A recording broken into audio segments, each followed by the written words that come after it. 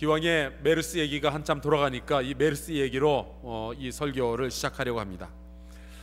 전염병이 돈다 그러니까 평소 같으면은 애가 학교 안 간다고 그러면은 어디를 학교를 안 가냐고 다그치던 부모님이 당장 학교가 문을 연다니까 난리가 났습니다. 문 닫으라고.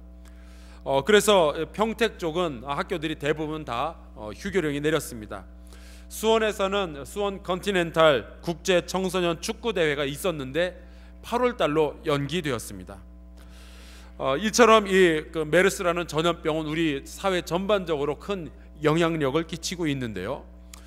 사진을 제가 봤어요. 메르스 바이러스 보니까 어떻게 생각하면 굉장히 예뻐요. 색깔 좀 보세요.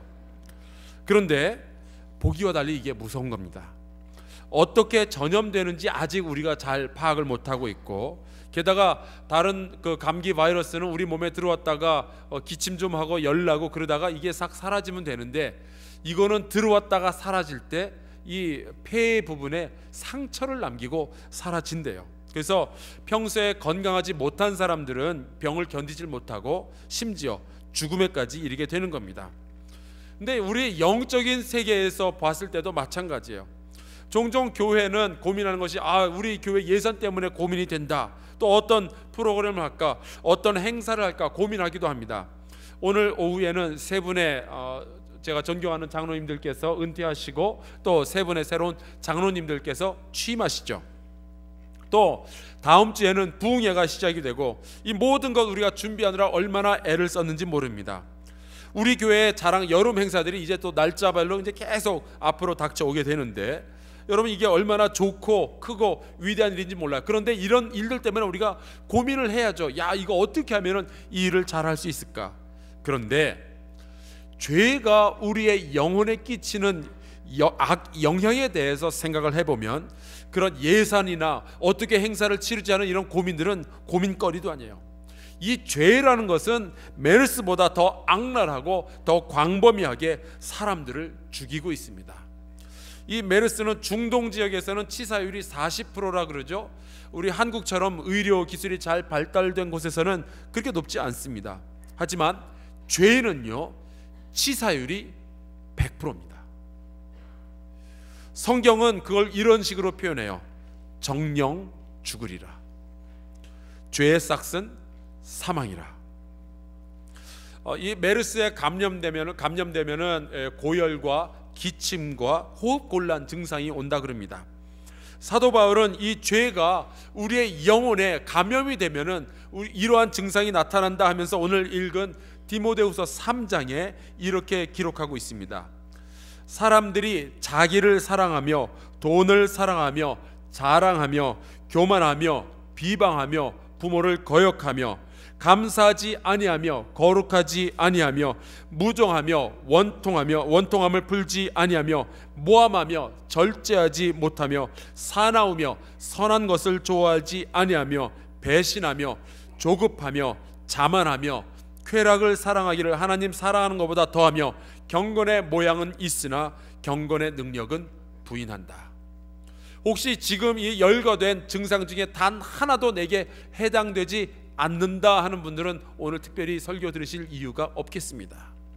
그러나 만약에 이 중에 단 하나라도 찔리는 것이 있다면 한번 같이 좀 살펴봤으면 좋겠어요. 이 죄에 감염이 되었을 때, 우리의 영혼이 죄에 감염이 되었을 때 드러나는 이 증상들 중에 몇 가지만 좀 살펴보겠습니다. 자기를 사랑하며, 이 죄는 우리의 영혼에 살며시 들어와서 우리로 하여금 이웃이나 하나님보다는 내 자신을 훨씬 더 사랑하게 만듭니다. 물론 자기 자신을 아끼고 사랑해야죠. 존귀한 존재니까. 그런데 이게 지나쳐서 개인주의로 빠지고 그 다음에 이기주의로 빠지고 그러면서 도무지 이웃도 사랑하지 못하고 하나님도 사랑하지 못하는 그런 사람이 됩니다. 배려라는 것은 눈꼽만치도 가지지 못하는 그런 사람이 되는 거죠. 특별히 여러 사람이 함께하는 이 공동체 안에서는 서로 양보하고 서로 이해하고 배려해야 우리가 같이 살 수 있게 되는데, 조금만 불편하면은 바로바로 불만을 터뜨리고, 그래서 공동체의 이 아름다움을 깨뜨려 버리는 것, 이것은 남이 아니라 자기만을 사랑하는 사람들의 증세죠.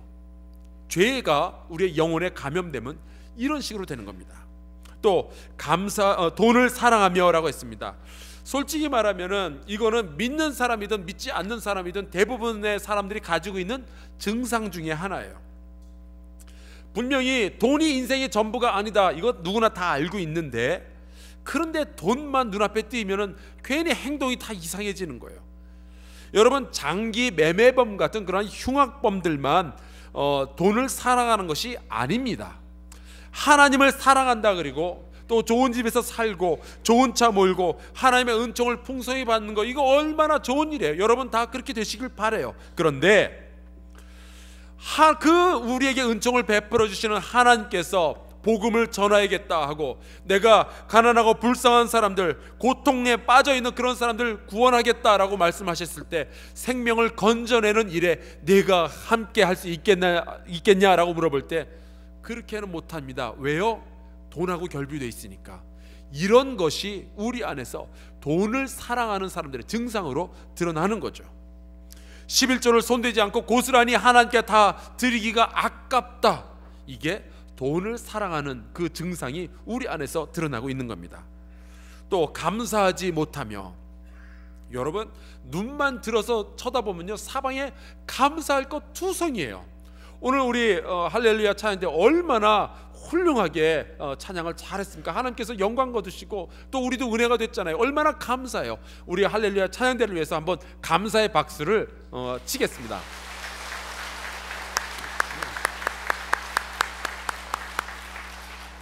너무 잘하셨어요.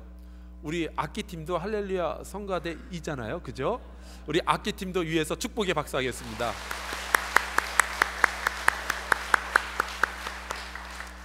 감사한 일은 너무나 많아요. 또 지금 내 아내와 내 남편과 혹은 내 부모와 내 자녀가 건강하게 나와 같이 살아가고 있다, 이게 얼마나 감사한 일이에요.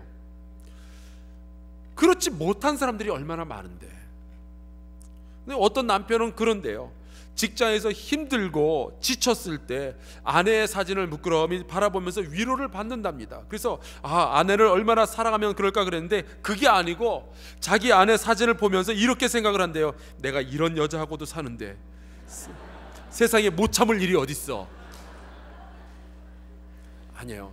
이건 죄악의 증상 가운데 하나예요. 감사하지 못하는 것. 거룩하지 아니하며, 저는 아까 기도에도 잠깐 언급이 됐지만 동성애자들을 저주하거나 그럴 생각은 없어요.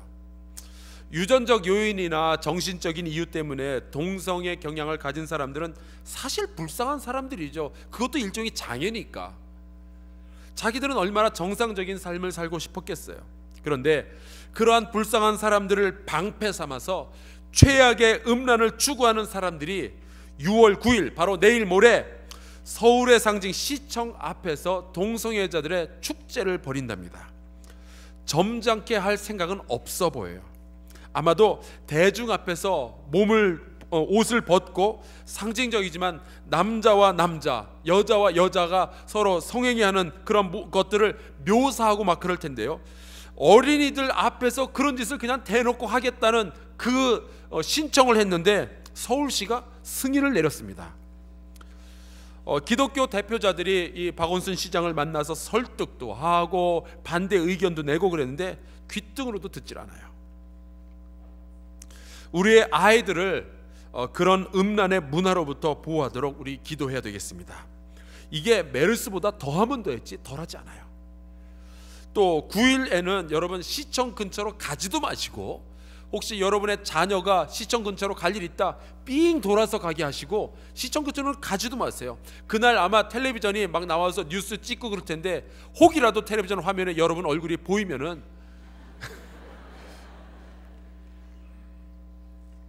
용서는 하겠지만 저를 한번 만나셔야 될 거예요. 또 무정하며, 이 무정하다라는 것은 영어 성경에 보면은 inhumane이라는 단어를 썼는데 사람 같지 않다라는 뜻이에요. 잔인한 거예요. 잔인함에는 크게 두 가지가 있습니다. 첫 번째 잔인함은 내가 누군가에게 고통을 주는 거예요. 최근에 이 무슬림의 IS라든지 나이지리아의 보코하람 같은 경우가 그래요. 사람 죽이는 거를 정말 아무렇지도 않게 해요. 너무너무 아무렇지도 않게 생각을 해요. 잔인해요. 사람을 죽여도 어떻게 그렇게 잔인하게 죽일 수 있는지 모르겠어요. 마치 나뭇가지 자르듯이 그런 식으로 사람을 죽이는 아주 잔인한 사람들이 있습니다. 근데 또 한 종류의 잔인함이 있는데 우리 믿는 사람들도 여기에서 그렇게 자유롭지가 못해요. 이 잔인함은 이겁니다. 고통당하는 사람들을 무시하는 거예요. 선한 사마리아인의 비유에서 등장하는 무정한 사람, 잔인한 사람들이 있는데 첫 번째로는 그 강도들이죠. 사람의 돈을 빼앗고 그를 거의 죽을 만큼 때린 다음에 그 길거리에 그냥 버리고 사라졌습니다. 얼마나 잔인한 일이에요. 그런데 그 강도들만큼이나 잔인한 사람들이 그 바로 다음에 등장하는데, 바로 이 강도 만난 자를 보고서도 그냥 지나가 버린 제사장과 레위인, 이들이 그 잔인한 사람들입니다. 지금도 아프리카에서는 수많은 어린이들이 오염된 물을 먹고 죽어갑니다. 지금 보시는 저 그림은 짐승들의 배설물들 사이에 고여있는 그 물을 어린이가 마시는 장면이에요. 그런데 이들을 구원할 노력도 하지 않고 생각조차 하지 않는 것, 이게 잔인한 겁니다. 우린 그러면 안 되죠. 그래서 저와 우리 교회 청년들 6명이 이번 8월에 케냐로 갑니다. 케냐에 가서 우물 파주는 그 사역을 하는 사람들과 만나서 같이 대화 나누고 어떻게 연합할까 생각을 하고요. 그곳에 있는 케냐의 젊은 대학생들과 같이 만나서 대화하고 우리가 같이 기도하고 이 케냐를 어떻게 살려낼까 우리가 같이 고민하게 될 겁니다. 이 선교 여행을 위해서 지난주까지 우리가 모금을 했는데, 아까 광고에 보다시피 한 380만 원 정도가 모였는데 제가 20만 원 채워서 400만 원을 일단 만들었습니다. 만들 겁니다. 근데 이 일에 감사한다면서 우리 청년들이 이따 예배 마치고 나가시다 보면은 공짜 무료로 감사하다면서 매실차를, 그것도 수제 매실차를 그냥 다 나눠 드린답니다. 그런데 저에게 그런 얘기를 했어요. 목사님, 아직까지 100만 원이 부족해요. 그래서 아까 1부 2부 예배 때 말씀을 드렸는데 순식간에 3분이 등장을 하셔서 다 채워졌어요. 이제는 목표치를 넘어섰는데 여러분에게도 아직 기회는 남아 있습니다. 목표는 넘어섰지만 그게 돈이 남아돈다는 뜻은 아니에요. 청년들이 자기 돈을 내고 가야 되는데 혹시 여러분들 도우실 마음 있으면 도와주시기를 바랍니다. 또 사나우며라고 했습니다. 분명히 성경은요, 온유하고 겸손한 것, 용서해 주는 것, 이것을 좋다라고 말하는데 굉장히 많은 사람들이 그렇게 살면은 세상이 나를 무시합니다, 그렇게 이야기를 해요. 성경 말씀을 못 믿겠다 이거죠. 심지어 교회 다니는 사람들도 자꾸만 좀 사나워지는 경향이 있습니다. 여러분, 그 옛날 부흥회 때 저는 어려서 부흥회 가면은 이러한 이야기를 자주 들었었는데, 천국 방언이라는 것이 있어요. 그게 뭐 따따따따 랄랄랄라 그런 게 아니라 이겁니다. 죄송합니다. 혹시 이런 거 들어보셨어요? 혹시 여러분? 괜찮습니다. 감사합니다. 사랑합니다. 우리 천국 방언 한번 같이 해볼까요? 우리 양옆으로 쳐다보면서 이렇게 방언하겠습니다. 감사합니다. 감사합니다. 한 번만 더 하겠습니다. 사랑합니다. 사랑합니다. 이런 천국 방언이 우리 교회에서 자꾸만 나와야 되는데 이런 것들이 사라지고 투쟁 사나운 표현, 그리고 행동들만 남아 있습니다. 정의를 세운다고 얼마나 사나워졌는지 몰라요. 그래서 요즘은 교회들끼리 축구 시합 잘 안 해요. 싸나워져서. 이건요, 죄악이 우리 영혼을 지금 좀먹고 있다는 증상이에요. 선한 것을 좋아하지 아니하며. 저는 이 모든 증상들 가운데 요거를 가장 경계합니다. 죄라는 것은 못된 짓을 하는 것만 죄가 아니라 선한 것을 좋아하지 않는 것, 그게 또 죄예요. 다음 주부터는 우리 창립 기념 부흥성회가 시작이 되는데 얼마나 좋아요. 제가 평소에 잘 알고 존경하는 우리 하근수 목사님을 모셨는데 부흥회는 정말 좋은 거예요. 천국 잔치잖아요. 말씀도 듣고 은혜도 받고 하나님 앞에서 다시 결단한 거, 이거 얼마나 좋은 일이에요. 성령께서 역사하사 이번 부흥에 큰 은혜가 임하시기를 주의 이름으로 축원합니다. 좋은 일이 많이 일어날 수 있기를 주의 이름으로 축원합니다. 근데 이렇게 좋은 잔치가 열리는데 오기 싫은 거예요. 바빠 죽겠는데 언제 부흥회까지 참석해? 여러분, 이 생각은 하나님께서 주신 생각은 절대 아닐 거예요. 그럼 이 생각이 어디에서 비롯되었을까요? 마귀죠. 우리의 영혼이 죄악에 감염되어 있는 겁니다. 그 증상으로 선한 것을 좋아하지 않는 거죠. 다른 존재가 지금 여러분의 마음에 나쁜 영향을 끼치고 있는 거예요. 함께 모여서 뜨겁게 기도하고 찬양하는 게 얼마나 좋아요. 근데 영혼 가운데 죄가 들어오면 이게 싫은 거예요. 경건의 모양은 있으나 경건의 능력은 부인한다. 집사되고 권사되어서 기도를 하긴 하는데 기도하다가 이 기도한다고 이게 될까 의심하기 시작합니다.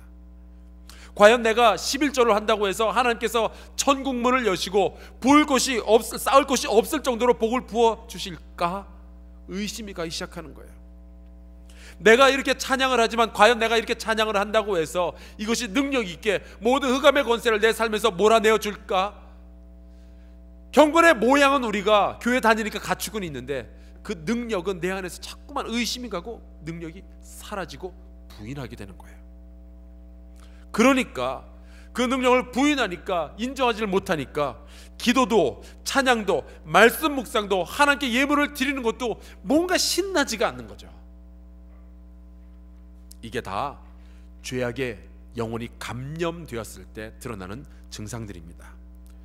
이러한 감염으로부터 우리의 영혼을 지킨다는 거, 이게 간단한 일은 아니에요.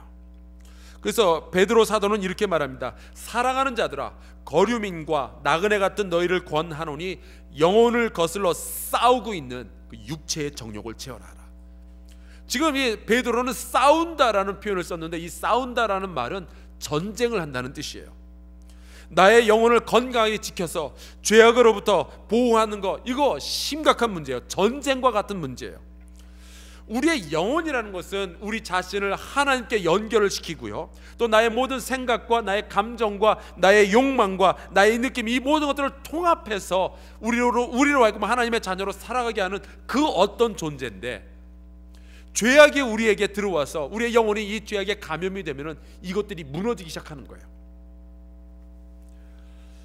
시편 51편에는 하나님께서 우리의 영혼을 향해서 너의 영혼의 상태는 이러해야 된다라고 이런 말씀을 주셨어요. 보소서, 주께서는 중심이 진실함을 원하시오니 내게 지혜를 은밀히 가르치시리이다. 우리의 중심이 진실함을 원하신다. 이 중심이 바로 영혼입니다. 하나님께서는요, 우리의 영혼이 진실되고 나의 선택과 나의 육체와 나의 지성과 모든 것들이 더불어서 아름다운 조화를 이루기를 원하시는 거예요. 그것이 우리의 영혼이 건강하다라는 이야기죠. 그런데 죄가 들어오면 이 모든 것들이 다 파괴가 되기 시작하는 거예요. 영혼이 병들게 되면요, 우리도 모르게 하나님하고 자꾸만 거리를 두려고 하게 됩니다. 하나님과의 관계가 무너지고 우리의 삶이 흐트러지기 시작해요. 우리의 영혼이 하나님 안에서 건강할 때는 마음과 뜻과 힘을 다해서 하나님을 사랑하게 되지만, 영혼의 건강이 무너지면 마음 따로 뜻 따로 우리의 몸 따로 조각조각 나게 되는 거죠. 우리 사회가 가지고 있는 모든 문제는 별거 아니에요. 정치 문제도 아니고 경제 문제도 아니라 우리 영혼에서부터 모든 문제가 시작이 되는 겁니다. 야고보 사도는 그래서 1장 8절에 이 부분, 이 영혼의 문제를 이런 식으로 이야기를 했어요. 두 마음을 품어 모든 일에 정함이 없는 자로다. 4장 8절에 이렇게 말합니다. 하나님을 가까이 하라. 그리하면 너희를 가까이 하시리라. 죄인들아, 손을 깨끗이 하라. 두 마음을 품은 자들아, 마음을 성결하게 하라. 이 두 마음을 품는다라는 말은 헬라어로 딥스코스라고 하는 건데, 영혼이 두 개로 갈라졌다라는 뜻이에요. 여러분, 정신분열, 이게 병이잖아요. 영혼이 둘로 갈라진 거, 이게 병입니다. 몇 년 전에 제가 그 듀크 대학의 댄 에렐리 교수의 연설에 대해서 설교 시간에 언급한 적이 있었는데요. 이분이 아주 재밌는 책을 한 권 썼습니다. 제목이 이래요. 영어로 하니까 The Honest Truth About Dishonesty. 우리말로 하면은 거짓말하는 착한 사람들로 번역이 됐어요. 이 책이 이야기하는 것은요, 이 죄악의 바이러스가 우리 안에 들어왔을 때 얼마나 우리 사회에 그리고 우리의 영혼에 창궐하고 얼마나 나쁜 영향을 끼치고 있는가를 실험과 통계를 통해서 보여주는 거예요. 이 책에서는 아까 우리 야고보서에서는 마음이 둘로 갈라졌다라고 이야기하는데, 이 책에서도 우리의 행동은 두 가지 갈등, 두 가지 마음에 의해서 우리의 행동이 결정이 된다라고 이야기를 합니다. 그 첫째는 내가 원하는 것을 가지고 싶다라는 욕망이에요. 그리고 이것을 가지기 위해서 나는 거짓말도 불사한다라는 그러한 욕망, 그러한 마음이 있습니다. 근데 둘째 마음이 재밌게도 그러나 나는 나쁜 사람으로 비춰지긴 싫다. 이 욕망 두 가지가 내 안에 같이 있는 거예요. 내가 내 자신을 볼 때도 다른 사람에게 보일 때도 나는 도덕적으로 보이고 싶고 정직하고 거룩해 보이고 싶고 신자, 믿는 사람으로서 보이고 싶은 거예요. 그런데 내 안에 있는 욕망을 이루기 위해서는 거짓말도 불사하겠다라는 마음이 동시에 있는 거죠. 저자는 우리 사람들은 아주 능력이 출중해서 이 두 가지를 교묘하게 충족시킬 수 있다라고 말합니다. 바로 이런 거예요. 아주 조금만, 남들이 하는 만큼만 거짓말을 해서 내가 원하는 것을 가지게 되면 사람들은 여전히 자기가 도덕적이고 정직하다라는 착각에 빠지게 된다는 거예요. 저자가 아주 쉬운 예를 이렇게 들었어요. 저자는 예전에 MIT에서도 교수 생활을 하고 듀크에서도 오랫동안 교수 생활을 했는데, 자기가 이렇게 학생들 보니까 희한하게도 중간고사나 기말고사 때는 이 학생들의 친척들이 많이 죽는 거예요. 왠지 모르게. 특별히 학기 말 시험 보기 전에는 평소보다 이 친척들이 굉장히 많이 돌아가신다고 학생들이 이야기를 하더랍니다. 여러분, 그 중에서 누가 가장 많이 돌아가시는 줄 아시겠어요? 할머니. 미국에서는 실제로 Dead Grandmother Exam Syndrome 이라는 용어가 실제로 사용이 돼요. 할머니 사망 증후군. 연구 결과에 의하면은 대학생을 손주로 둔 할머니는요, 중간고사를 보기 바로 직전에 평소보다 죽을 확률이 10배가 높아진답니다. 그리고 기말고사를 보기 전에는 할머니는 19배 죽을 확률이 높아진대요. 그리고 손주의 성적이 좋지 않을수록 할머니의 사망 확률이 높아진다는데, 여기 도표에 벌써 나와 있죠. 저쪽이 F학점을 받은 학생인데 제일 밑에 보면은 그 파이널이라고 되어 있는 게 이게 학기말 시험입니다. 여기에 죽을 확률이 100명당 2.18명이 할머니가 돌아가신대요. 이것은 보통 할머니보다 50배 높은 확률이에요. 그러니까 여러분, 혹시 손주가 공부를 잘 못하거나 그러면은 대학교 보내지 마세요. 할머니가 죽을 확률이 굉장히 높아집니다. 사실 우리는 늘 작은 거짓말들을 남들이 하는 만큼만 하고 우리가 취할 수 있는 이익을 취해요. 그러면서도 항상 나는 그래도 도덕적인 사람이다, 나는 신앙적인 사람이다 라고 생각을 하죠. 모르겠어요. 여러분 가운데 이 거짓말 한 번도 안 해보신 분이 계신지 모르겠는데 저도 몇 번 써먹었습니다. 길이 막혀서 늦었어요. 써보신 분들이 있으면 고개 한번 끄덕끄덕 해보세요. 운전하시는 분들, 늦을 것 같으면은 속도 위반을 합니다. 그리고 신호도 웬만하면 그냥 지나가려고 해요. 이게 왜 가능하죠? 남들도 하니까, 그 정도는 괜찮으니까. 그래서 우리도 합니다. 그리고 여전히 우리는 그래도 나는 도덕적인 사람이야, 남들이 하는 만큼만 하니까. 그런 식으로 우리는 두 마음을 품고 우리의 영혼을 조금씩 죄악 속으로 밀어 넣는 거예요. 약간의 험담도 괜찮고, 약간의 거짓말도 남들이 하는 만큼만 하면 괜찮고, 약간의 편가르기 정도도 그리 나쁘지 않고, 그러면서도 여전히 우리는 착한 기독교인으로서 살아가는 거예요. 조금씩 그러면서 더 큰 거짓말, 남들이 하는 만큼 요만큼 하다가 덜컥 우리는 돌이킬 수 없는 죄악을 저지르게 되는데요. 그것이 바로 저 유명한 성완종 씨의 경남 기업 사건입니다. 그 옛날 미국 경제를 뒤흔들었던 앨런도 마찬가지였어요.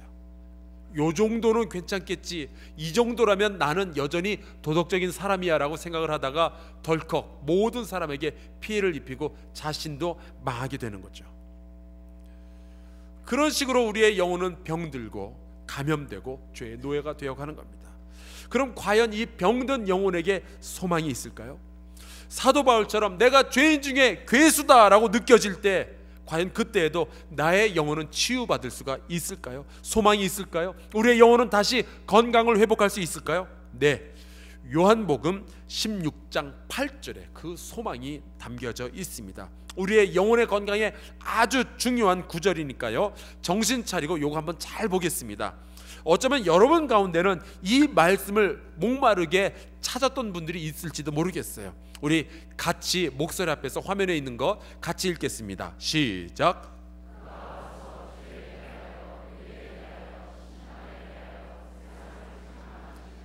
아멘.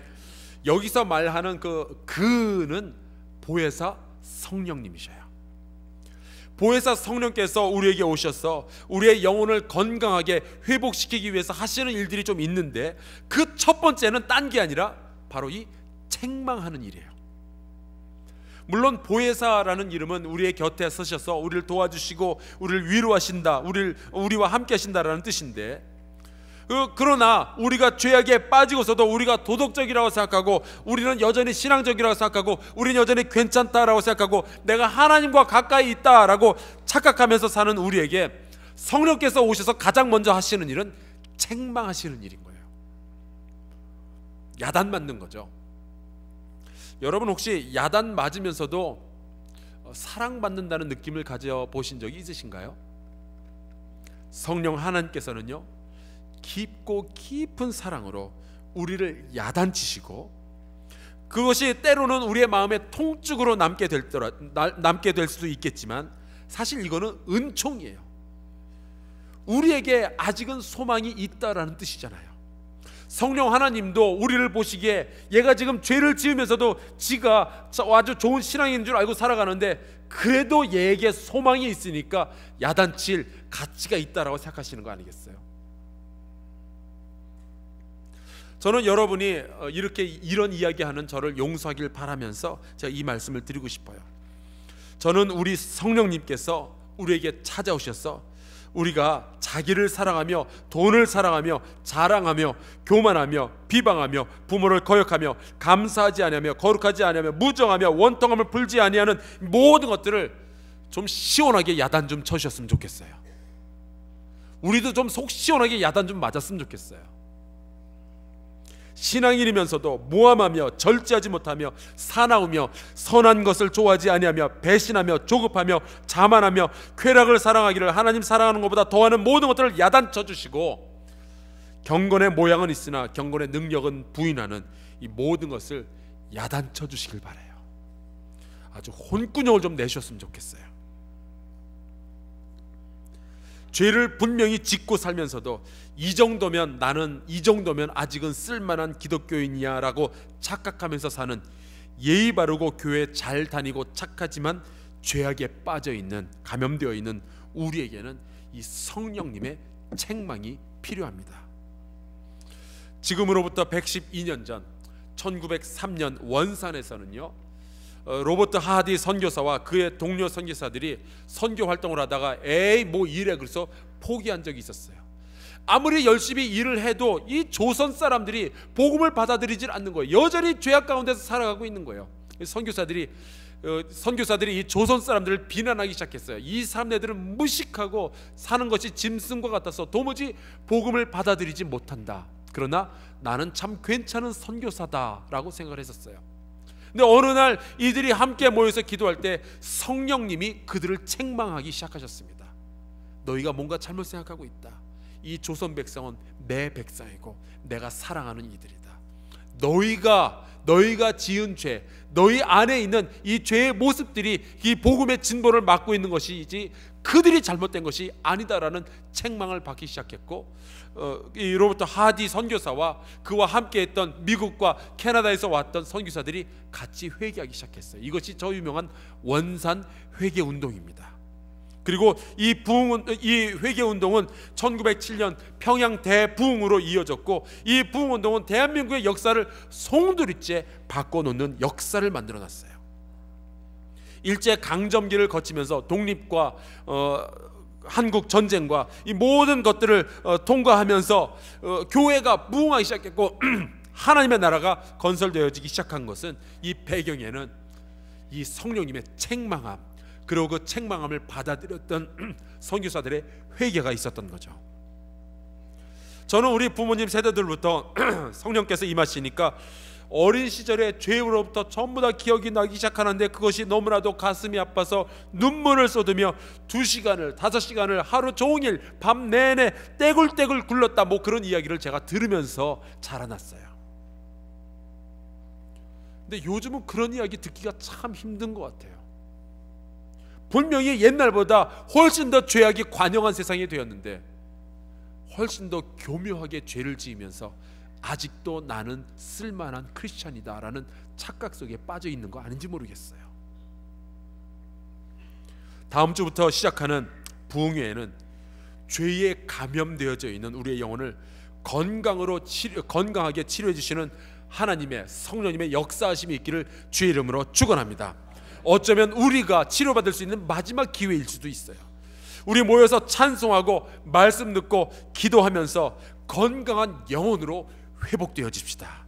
만일 오늘 본문에서 말씀하는 죄악에 감염된 영혼의 증상을 여러분이 단 하나라도 가지고 있다면 이번 부흥회를 통해서 거룩한 하나님의 자녀로 거듭나고 성령 하나님의 책망을 받아들이고 회개하고 하나님과 평화를 이루는 건강한 삶으로 돌이킬 수 있기를 주의 이름으로 간절히 축원합니다.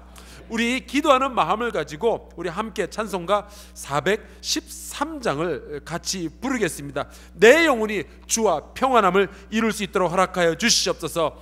내 지은 죄가 주홍빛 같더라도 주 예수께 다 아를 태우니 주여 주 십자가의 피로 다 씻어주시고 흰 눈보다도 정하게 하여 주시옵소서. 성령 하나님의 책망을 받게 하여 주시고 우리가 거듭난 자로서 깨끗한 영혼으로 다시 돌아서게 하여 주시옵소서. 우리 같이 기도하는 마음으로 찬양하겠습니다.